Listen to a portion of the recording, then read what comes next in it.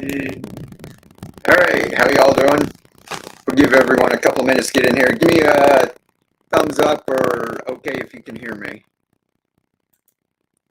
Check the comments. And also, put if you're YouTube or Facebook. I don't know if I've got Facebook hooked up right, but okay, I see a thumbs up coming in from, is that from Facebook? Static.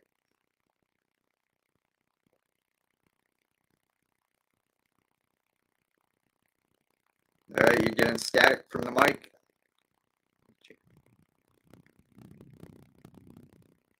Also, I'm gonna hop on this, probably be 20 or 30 minutes, not too long.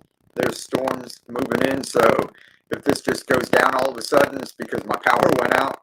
So I just wanted to jump on real quick and just say, hey, and Jamie's saying there's static. Is everybody else getting static? I don't have my mic and sound system and everything hooked up. It's just coming through the webcam. Sound is terrible, lots of static. All right, let me unplug real quick. Might have to stop this and I'll get back on after I hook it.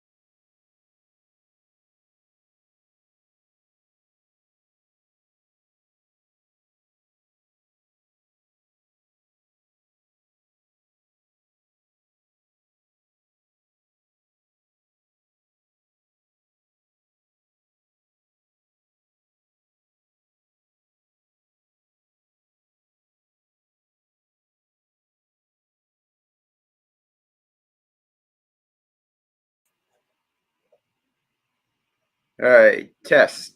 Let me know if that's still staticky.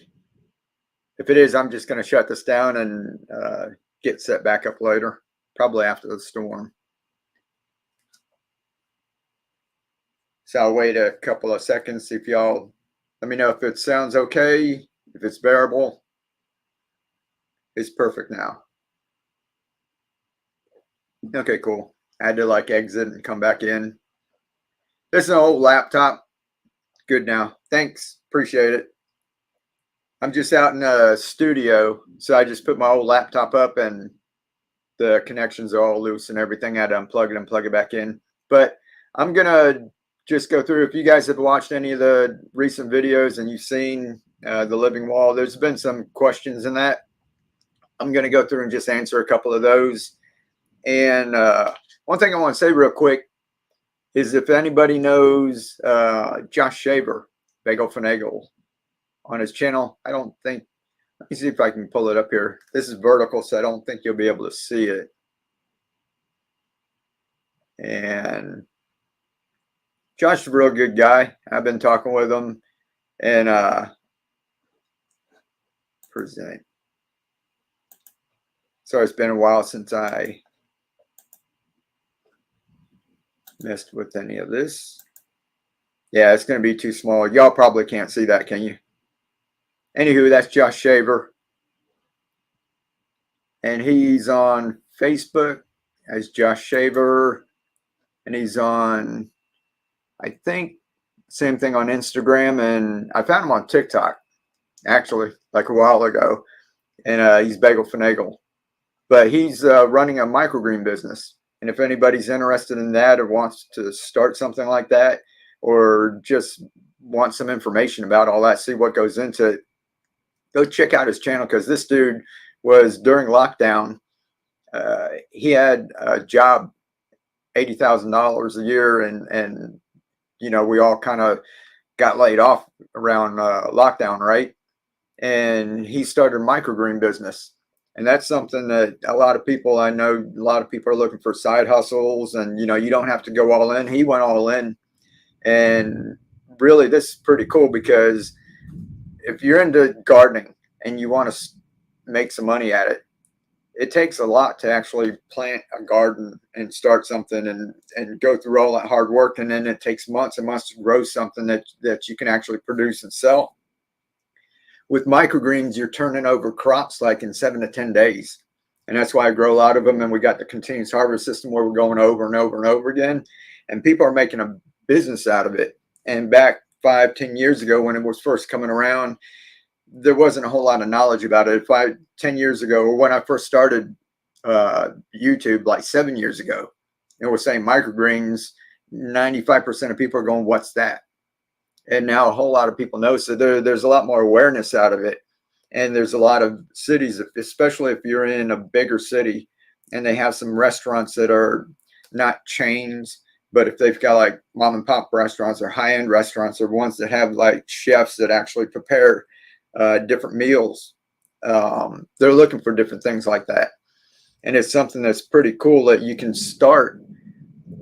You don't have to put a ton of money into it.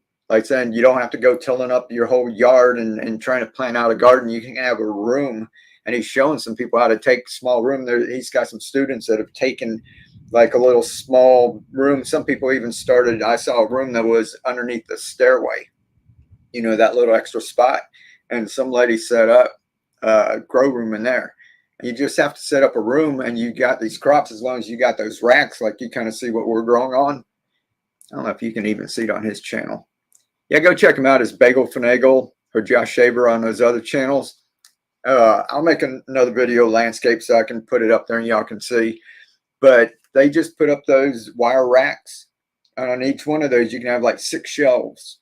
And I think I saw a tip on his was that they get them from restaurant supply companies.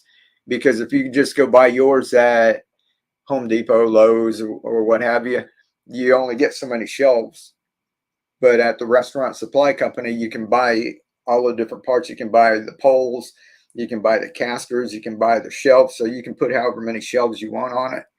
And they have like 6 shelves, leaving enough space at the bottom for a tote to fit under. And it's really cool if you go and, excuse me, check out his setup.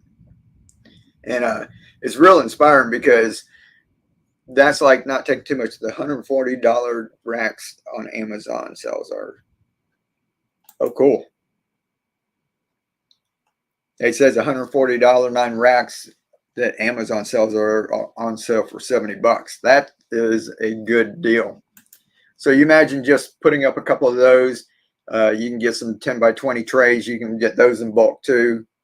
And some seeds. And he sells seeds. He started this, another thing. He started the Microgreen company, which is tough all on its own. And I thought that he just went all in and just did that. He actually has another job where he's out to sea, I think like on an oil rig, and he still does that. And he's running the microgreen business. So if he can do that, you know, and he's got help now working for him, but just starting out, you know, you have to grow some microgreens and then you have to sell it. So you have to go and talk to like farmers markets and get set up and try to sell people that way. You have to go talk to grocery stores. And like I said, some high-end restaurants really like this stuff, especially like the peas and the chard and different things that you can't get in a normal store.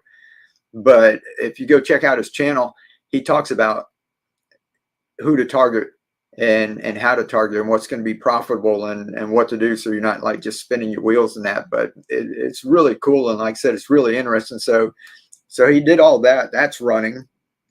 And in the meantime, him and his wife also started a seed company, and that's Green and Harvest Seeds. You guys have seen me give away a pack of broccoli microgreens, and I've got some more. And if you look at the living wall and you go back and watch some of my videos where we're putting the living wall together, and you see my wife like planting some stuff out, a lot of the things that we're sticking in there, I think about half the stuff that was up there came from his seeds, the Green and Harvest seeds. So that's pretty cool. So if y'all going over and see anything like that, go check that out. Yoga Snacks, how are you doing? And Jamie, I said, hey, Billy West, Cora Bear, and anybody else that popped in here, that didn't say hey in the chat, say hello to each other. Let us know where you're at, what the weather's like. We're about to rain, and we're getting up to 97 degrees this week. So I saw out west, there's lots of places going up over 100. I know people don't feel like gardening right now. So microgreens are great for that because you can grow that in your house.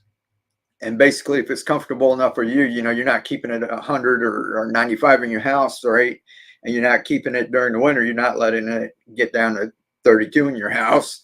So if it's comfortable enough for you, basically you can grow microgreens.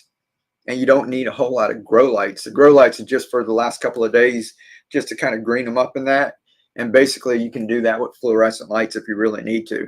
So it's a great way to get started. But besides that, living wall, right now we're getting up this week. If you look, I'm in North Florida, and I'll do live out there real quick, maybe this week when it gets really hot, so that you guys can see, you know, because I can film anytime. I could have filmed all of this back during the spring, right?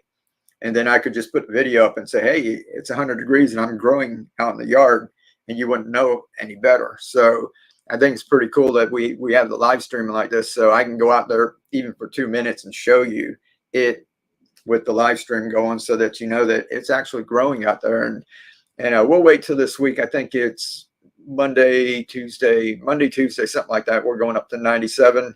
So that's in the shade. So out in the sun, we've got half of it in the sun and half in the shade. It's well over 100 degrees. And that wall is staying about 85 degrees. And we're not using a chiller, a hydroponic chiller.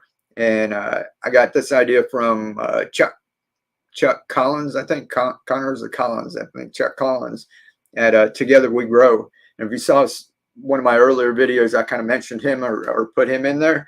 Go check out his channel, because you guys who are living out west, he's in Arizona.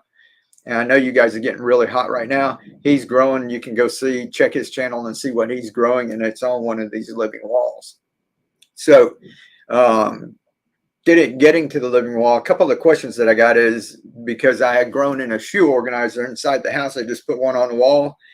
And the shoe organizers had a mesh on the front, and I just put some solo cups. And Troy Time, who's, you know, another one of our viewers, did that. So I just did that inside my grow room during the winter. Worked great. And then when people saw the living wall, they were asking, is that the same shoe organizer? And it's not. This one's made out of felt, and it's an actual grow bag. And if you just go, you don't need links or anything, just go look on Google it, or go look on Amazon and just put in like felt grow bags for either a wall, or call it a living wall, or call it vertical gardening, and all these things are going to pop up. Now, I think the one that I got was 6x6, the pocket. So there's 36 pockets in one. It depends on how big the pockets are. They make some with bigger pockets, and they make them at different sizes. And actually, we've got one tomato and one pepper plant, like an experiment going on. But if we do some more of those, we might get some with bigger pockets and put more hydroton. Because if you guys saw the pictures that I posted earlier today, I said, does anyone know what air pruning is? The roots are already coming all through the back of it, which is good. And hey, Keely, how are you doing? And Run for Fun, how are you? Sam, what's up? Hope you're doing well. It was hotter in North Carolina. Yeah, it's brutal, but that wall is staying about 85 degrees. Those are grow bags. It's not a shoe organizer. Just go look for felt grow bags. The one that I got, there's two of them put together. So I said a 6x6. Each one of those was only $20. And I was just on there earlier, and I saw one for $15, the same size that I got. So you can get them even cheaper than that. So we got two of those. The pump that I got was $18.99. Years ago, when I was looking for pumps for hydroponics and everything, the cheapest pump that went up over 6 feet, and that, you know, was 30, 40, $50. And now, because of Amazon and all the online selling and everything being more readily available, they've got some that are cheaper that work well. I mean, we're not putting a lot of force. All we have to do is move the water from the bottom reservoir up to the top pipe, right? And this is on a drip system, so we don't need a whole lot of pressure in it. It just has to get the water up there. So you don't need the best pump in the world. So 20 bucks for a pump, $20 for the bags. You don't need two like I did. You know, I put two of them together. So you see that makes 12. I got 72 spots. You can do just one to start. And these are made out of felt. Hey, large family, how are you doing? Looking to adopt another son. No, we're done. We're done with that. And these are felt, and I left mine open in the back, so I don't know if that's helping. This is an experiment. So a lot of questions that people ask, just know this is just an experiment, the first two that we put up. And since this is felt, when the water is going through the pockets, you can see it coming through the back. And I think I put that in the videos. You can see where the cat was laying up there, and the cat goes and lays on the shelf because it stays cool, and the water's coming down the back. Now Chuck has his kind of close up to a wall, and you can put these on a wall, but water does come through it. It's not waterproof. So if you do it on a wall or something, you're gonna have to put up a waterproof membrane or something so it doesn't rot your wall or peel your paint off.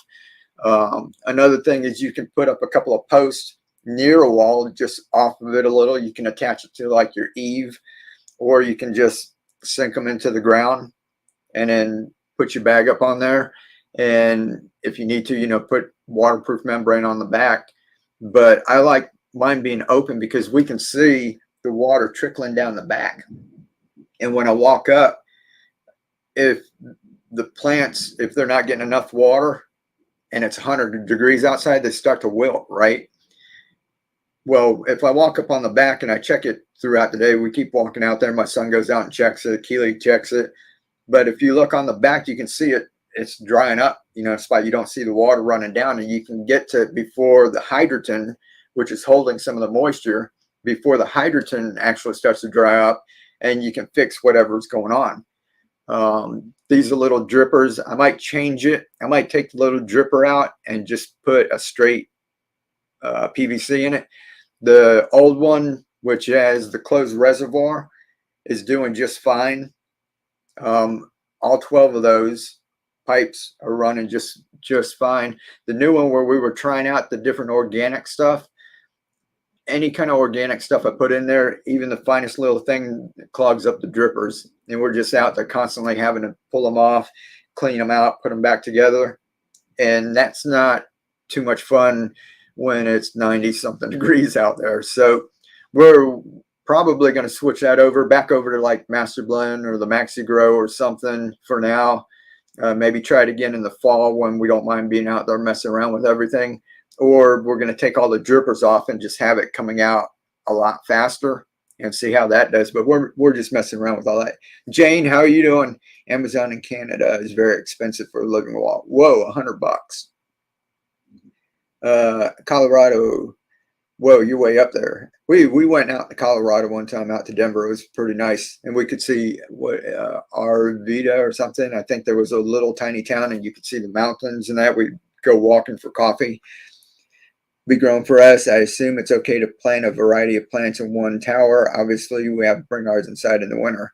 Yeah, that's another thing that people ask, like the bucket tower and even the living wall. If everything's all on the same nutrients, there's some things that I try to grow all leafy greens, and I try to grow like the same stuff in it. And if I put a tomato in it, I'm just growing tomatoes. I'm not putting anything else in that bucket. And that's why I like the bucket system, is you can have one with tomatoes and then you can stack it. And then what I usually do is put a basil one on top, because the basil you can eat with the tomatoes, right? And basil just grows like crazy in the water. And it's a good companion plant for the tomatoes. I think that's why we didn't get any hornworms. We had like a whole wall. If you look at my old videos, and we had all those tomatoes coming in, we only had like 2 or 3 hornworms on there, and they were on plants that were like about 50 feet in the other direction. I planted a couple away from there, and there was no basil there. I got a couple hornworms on there, and I actually filmed them and put them in there. But I like keeping the same stuff in there. If you put tomatoes and you try to put leafy greens and everything, they all use water at different rates. They all use the nutrients at different rates. And since I'm not using any meters, and I'm not checking the EC levels, and I'm not checking my pH, and I'm not checking everything, I try to stay as consistent as possible. So if you try to throw a bunch of different things in there, if you're staying on top of it and you're going out there and you're metering everything and monitoring it and adjusting and adding pH up or down, or adjusting your nutrients, and you don't mind doing that all the time, it might be possible. But to me, I'm trying to make things as easy as possible so that just about anyone, like I said, I want to make it easy enough that I would think that my mom, when she was here, would just go out and do it. And if I told her, now you got to get this meter and you have to check this, and if it's this high, you need to put pH down in it and wait a couple minutes and start around and check again, and if it's too low, you need to put this in, she wouldn't do it. But if I just said, hey, I'll set this up for you, keep the level about in between here, don't let it get too low, don't let it overfill, just keep it in between there, and everything's fine, she could follow those directions. And basically that's what I try to set up. So if we go sticking a whole bunch of different things into the same bucket, even a bunch of different leafy greens, if they're different plants, one might use nitrogen a lot faster than another type of plant. Then all of a sudden some are doing good and the other ones are starting to suffer. So I try to keep the same thing in each bucket. That's why if you look out there, I just posted a picture with dino kale. And I've got 3 towers on top of each other and they all have kale.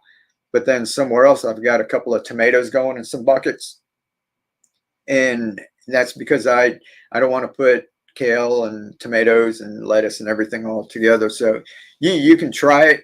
You're going to have to stay on top of things and monitor things and that. But to me, I just like to keep it simple because I want everybody out there to try this, and everybody's not going to be at expert level, and everybody's not going to want to spend all their time out there. Believe it or not, I'm not really a gardener. I like going out there with a cup of coffee and just relaxing. But as far as getting out there every day and pulling weeds, getting stuff ready and doing the composting and doing all of that, I'm not really into all that. I've got so much stuff to do. I want to go out there and enjoy myself. So we go out there, we set these up, and it just makes it easy. So the big buckets, we don't have to check them all the time. We just kind of keep it at a certain level. We're getting away a little bit from all of the small containers. You guys saw us doing the plastic-free hydroponics, and we had a whole bunch of glass jars everywhere. That's working good. My son's planning some more of those out. But compared to the downspouts, a lot more work with the downspouts, or if you get larger containers or totes and you have more plants in it where you're checking just a couple of things, that makes it easy. When you start having a bunch of containers, if you watch, I have one wall set up with, I think there was 5 different levels, and I could fit 7 or 8 plants on each one. So you're talking about like 40. In the beginning, it's fine because we set it all up, put the microgreens in, and it goes like a month or a month and a half, and we don't have to do anything, right? So we're like, this is cool. We set it up, took us a couple hours, set it up, and we're done. And when the plants got bigger, if you just grow them out to the baby green stage, they used up that nutrient, and they're about like baby greens, and you harvest them and then start over, that'd be all right. But then I was trying to grow mine out a little bit bigger, eating some, let some more grow out. Then when they started getting a little bigger, they started using nutrients at different levels. So each jar, it wasn't like we were going out every day and going, okay, today we need to check and we need to put so much in all of them. All of a sudden, the basil was like sucking up a bunch of water, and the seashell wasn't, or this. And so all the different plants, and even different size plants, used it. So we were going out there and having to check just that one wall was 40 or 50 different containers that we had to check and add nutrients. Some of them we did, some of them we didn't. And then I had like jugs all over the place. I had some more of the small microgreens everywhere. So it was getting to be more work than traditional gardening, than just getting out there and turning on the hose, right? Turning on your irrigation. So when it gets to that point, you kind of weigh your options, if it's worth it or not. So if you don't have a yard, if you don't have the space, there's a lot of people out there that don't have a yard. They live in a condo or apartment. There's a lot of people that are not able to do that work anymore. Just like this heat, if it's 95 degrees, nobody should be out there weeding and tilling and doing anything like that. That's why farmers get up at 4 o'clock in the morning and get out there and start working.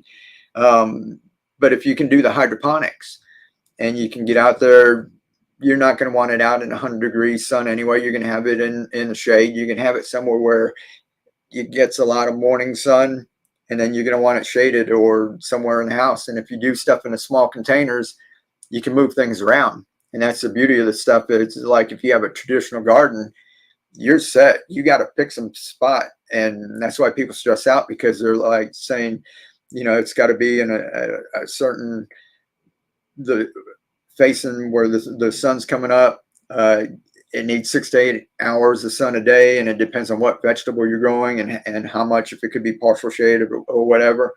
And once you finally figure this out and you go and you till up the yard and you compost and you started your plants and they're growing, and you spent a month, all of a sudden you figured out that it's getting too bright, and you know, there's nothing you can really do, right?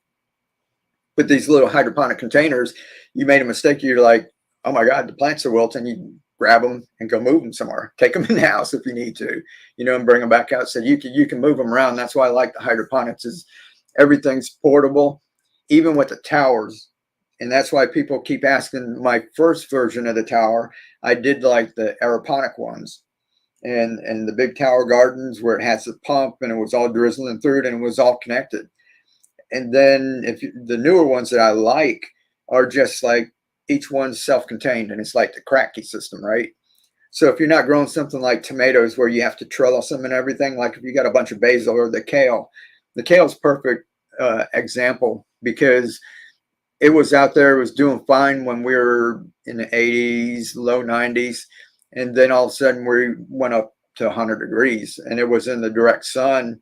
So I went and moved it, and it was really easy because they all came apart. They unstacked. I just picked one up, moved it, you know, and stacked them up. And with the mulch and everything, if you have one of those big tower gardens, it's pretty much stuck where you put it, unless you've got it on wood or you've got it on pavers or something. But if you got it out in your yard, it's kind of stuck there. But those work good. There's a channel, the aeroponic tower channel or something, aeroponic tower channel. I think I had it somewhere. I was looking at something, and she's been following our channel for a long time. Really nice. Y'all check out that channel. I'm not like bashing those. If you've got the money to go buy one of them and you don't want to go through the trouble of making one and figuring out the nutrients and how to trellis your stuff or the lighting, you know, these are all-in-one systems. They're ready to go. So there's a lot of people out there that don't have the time to go get a drill and a hole saw and start these up. I enjoy taking something that was going to cost hundreds of dollars, and then I made it for like $20, and that like tickles me to death. So just doing that, you know, would be my reason for doing it. But if you know, if I just had the money to spend, I'd go get a couple of those and set them up. I've seen some of them where it looks like a farm and they've got bunches of them set up. I think in her videos too, she's got a room in her house or somewhere outside, but she's got them all over the place. And there's like 8 of them set up, and there's all kind of greens and chard and stuff all growing. She grew like beets or something in it too, and looks pretty cool. Let me see what's going on here real quick in the chat. My husband eats a lot of salad, so that'd definitely be a bucket. Yeah. We have 3 acres for our goats, fire mitigation. Oh, cool. You have goats. Although that front yard will be eaten by other wildlife. Yeah.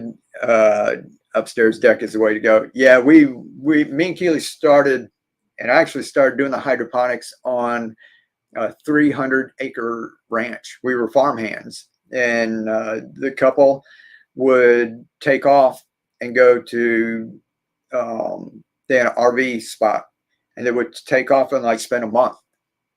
And we would take care of everything there. And there's like 300 acres, and we were on a pond. You see what some of my old videos, and they said we could do anything. And he had a tractor that we used a tractor too. So if we wanted to, we could set it up, and I could, but we started small, and we had the same problem. You had wildlife coming, and then when we didn't get wildlife coming around, I think I put a coyote urine was like in pellets around, and that kind of kept everything away. But then they had peacocks there too, and we were gone one day, and all the peacocks came up, and they come through and like just peck everything. They won't eat like a whole butternut squash, but they'll sit there and peck at it. Or maybe they're looking for the little bugs or beetles that are on it, and just peck. You come in and everything's got holes all in it. So that's why we started with the hydroponics, and we moved everything up on our porch. We had a big deck, and we moved everything up there and started growing up there. Oh, cool. I see somebody from Facebook. So that way, I was wondering if I had this all hooked up right, because you have to hook up the destinations. I haven't done it in a while. Mike's new visitor had me avoiding. Keely's talking about the garden not heat, a juvenile. Oh, yeah. So Keely's talking about the little snake that was in our yard.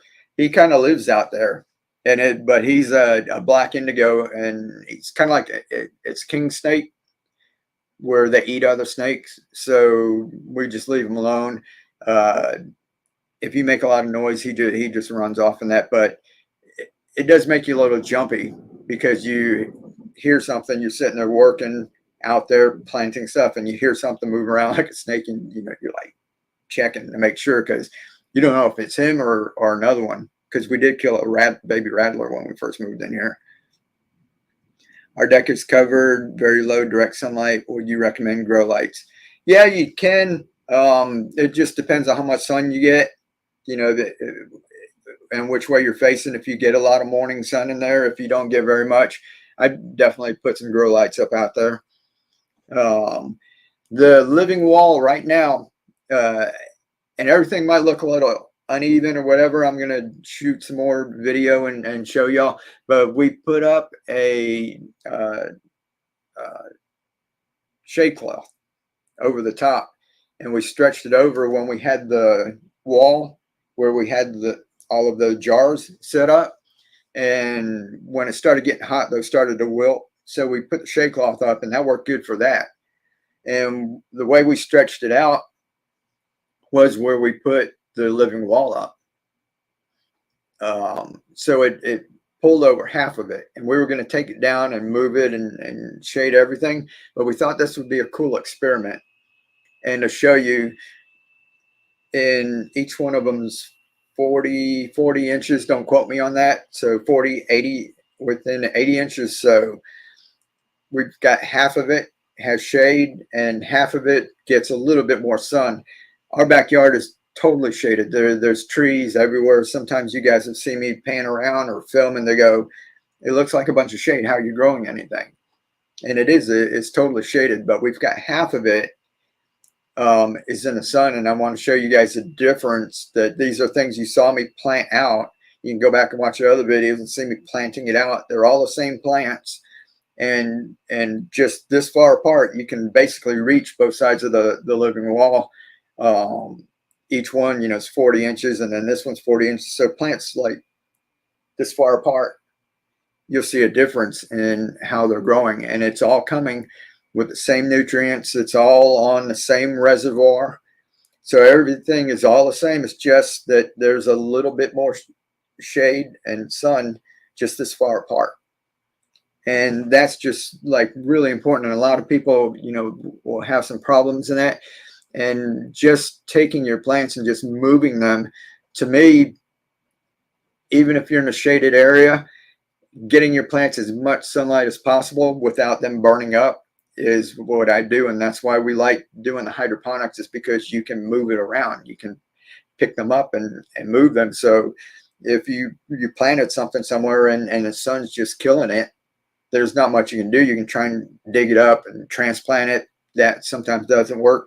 But if you have them in the hydroponic containers, just like the buckets and the kale, we just picked it up and moved it. We moved the tomatoes too.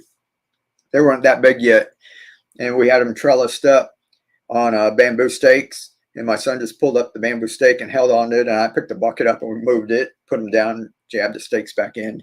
So that was another question that people asked, like on the buckets. I know this isn't the living wall, but the buckets, how do you trellis the plants? Because we got them coming out the side, right? And with those aeroponic towers, you'd have to do the same thing too. But if you're growing something big like that, I just tie them up with some twine and little S hooks, and I hook them onto the bucket above them. And the top one that doesn't have anything, we'll put some tomato stakes. You can put a tomato cage. You can flip it upside down on top of the buckets and zip tie it down. You want to bend over the little spiky thing so you don't poke your eye out or anything, right?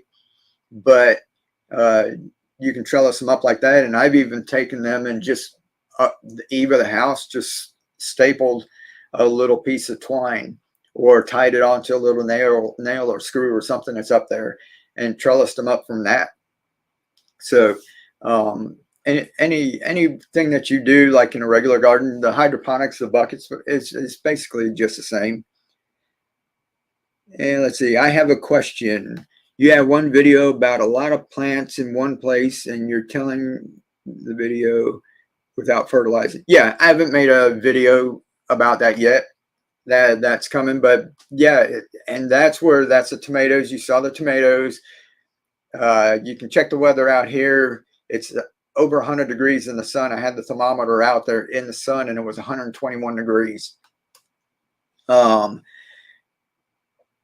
No fertilizer. This is in a 100-gallon water trough, that they use for like livestock. And we've used that before for our hydroponics, and we grew it in there, and there's no fertilizer at all. It's not really compost. I'm going to explain that.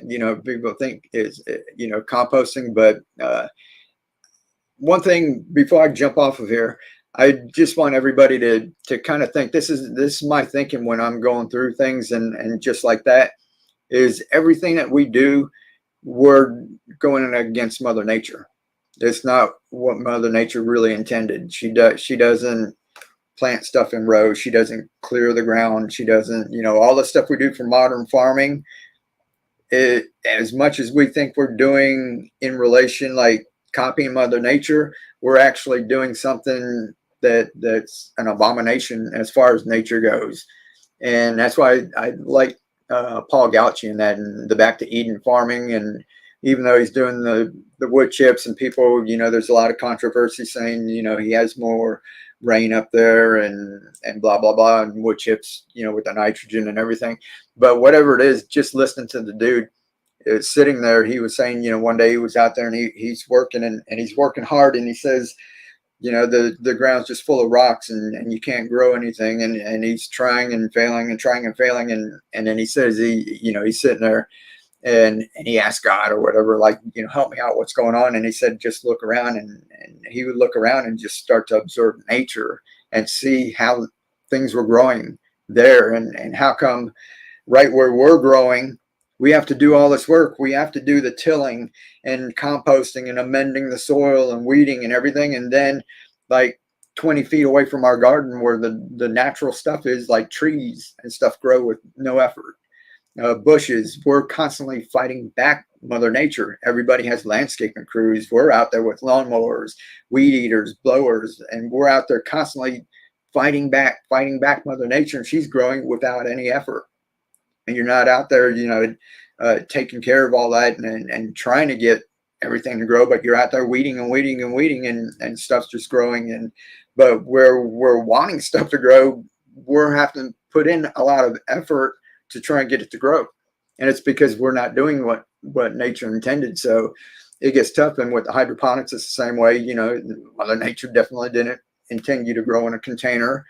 And even composting, to some point. So that's what I'm going to make that video. It works. You get stuff, but Mother Nature's not out there going, you need 50% green and 50% brown, and you have to have them in certain layers and at a certain time, and then you have to stick a thermometer in it. And if it doesn't heat up, that means there's not the stuff breaking down, the microbes growing in there and breaking stuff down, and then you have to flip it and all of that. And so composting seems like it's this big natural thing, but it's actually a very unnatural thing. Mother Nature doesn't do that. So what I like to do is just have fun and try to emulate Mother Nature and see what I can do. And basically that's what's going on with that thing where we've got tomatoes up higher than the shade house, and they're growing tomatoes on them. And you can see little tiny tomatoes, which is important because for the last couple of weeks, you guys can check the almanac and everything. It's been up to 100 degrees, right? And what they say, tomatoes don't really set fruit after 85, 89 degrees or something. When you get in the 90s, you can kind of forget it. And these are all setting fruit. They're growing, they're ripening. I can go out there and pick a handful of tomatoes tomorrow. And it's fascinating to me. So I'm just having fun with that. I'll explain the whole system. There's a lot more that goes into it, but basically it's just letting Mother Nature do her thing. My answers are too long. I got to learn to make like shorter answers for y'all for things. Had a baby rattler in my bed last year. Oh no. Yeah, the cat killed it. Yeah, the cat had one of those black snakes, and it's funny. He pulled it up and just dropped it in the yard, and he's sitting there just playing with it, and the snake striking at him, and Keely got him on film and that. Pennsylvania, the climate is changing. I can't keep the water full in the containers. Yeah, but I'm struggling with the roots getting into the pumps. Any suggestion to fix this? So the roots are getting into the pump. There's one thing that we've done is you just have to keep it clean and keep them trimmed in that. And they've got these little mesh bags, and we put ours in the pump inside the mesh bag, and that makes it a little bit easier when stuff starts to clog up around it. Then you can pull that bag off and go clean that off. It's a little bit easier than trying to pull your pump out and stop it and get everything. So it's like having a filter on the end of your pump. I quoted you in my book. Oh, cool. Appreciate that. Thanks. I love your work and your logic. Thank you.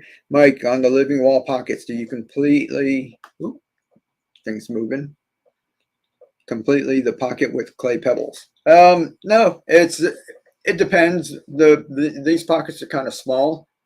There's 36 of them on that 40 by 40 inch one.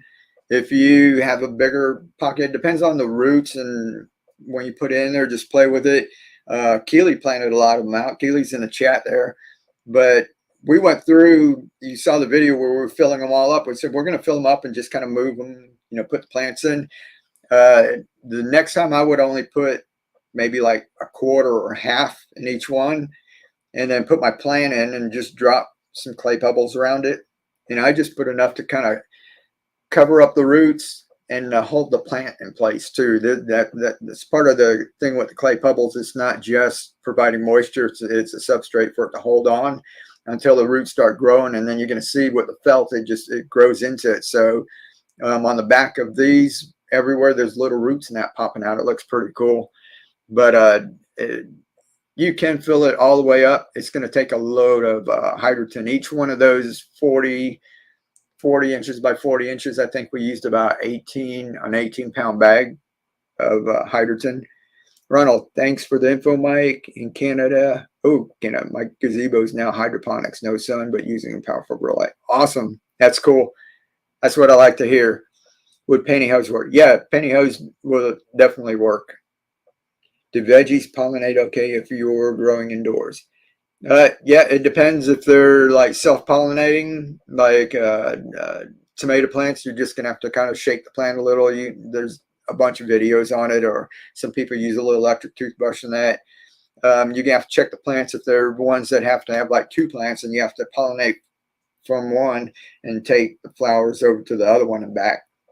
So you're gonna have to Google that and check everything. But like tomatoes, you can just shake the plant a little bit. I just go by whenever I see little flowers on the tomato plants, whether there's bees or not. I just take the branch and I just shake the branch like that. And you can do the same thing indoors. You're going to have to do it if you don't have any bugs flying around in your house. The veggies pollinate. Yeah. What is your favorite cannabis strain to grow in autoflower?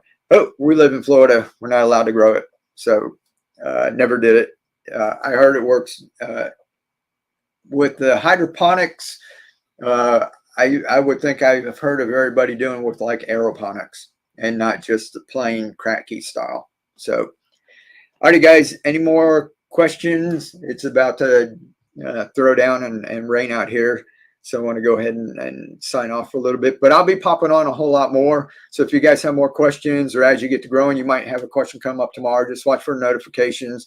I'm not going to make it real formal and make big fancy live stream. I just come on here. You guys got questions and I'll answer them. Don't forget, check out, what was that one? The aeroponic tower channel. If you guys want to learn more about that, like how the towers were set up, like I said, if you can afford those, it's a great system. Some of them come with lights, some of them come with supports, but it's good to see what's possible. And that's where I go to look for everything. And then go check out Bagel Finagle, Josh Shaver too, Greener Harvest Seeds. Like I said, real cool guy, and I've learned a lot from watching him over the years. And there's not a whole lot of people that are just like straight up, like you can tell they're just honest, good old boys, and Josh is one of them. So we're gonna check y'all out, everybody. Good night, love you, take care. If you're in the United States, stay cool. I know it's getting hot everywhere, and go grow some food. All right, much love. Keep on growing.